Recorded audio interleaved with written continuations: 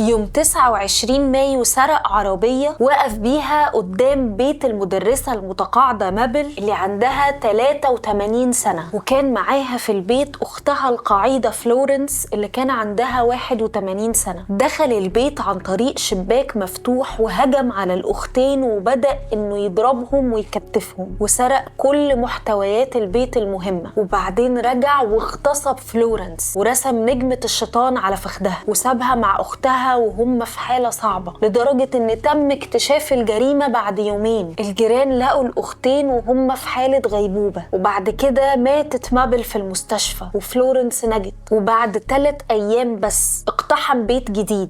الضحية كانت ماري لويز عندها 75 سنة، ضربها على راسها بالأباجورة وهي نايمة في سريرها، وبعدين جاب سكينة كبيرة من المطبخ وبدأ يطعنها أكتر من مرة لحد ما قطع جسمها. وفي 5 يوليو اتسلل لبيت مراهقة اسمها ويتني بينت عندها 16 سنة، هاجمها وهي نايمة وضربها على راسها بأداة حديد لحد ما بطلت تتحرك وتتنفس. وبعدين راح للمطبخ علشان يدور على سكينة يذبحها بيها، لكن ملقاش سكينة مناسبة، فقرر انه يخنقها بسلك التليفون. وهو بيلف السلك على رقبتها البنت فتحت عينيها فجأة وبدأت انها تتنفس بسرعة. جري راميريز وهو مرعوب وفاكر ان في معجزة حصلت، اما البنت المسكينة نجت بأعجوبة بعد ما نقلوها للمستشفى وخيطت دماغها ب 478 غرزة.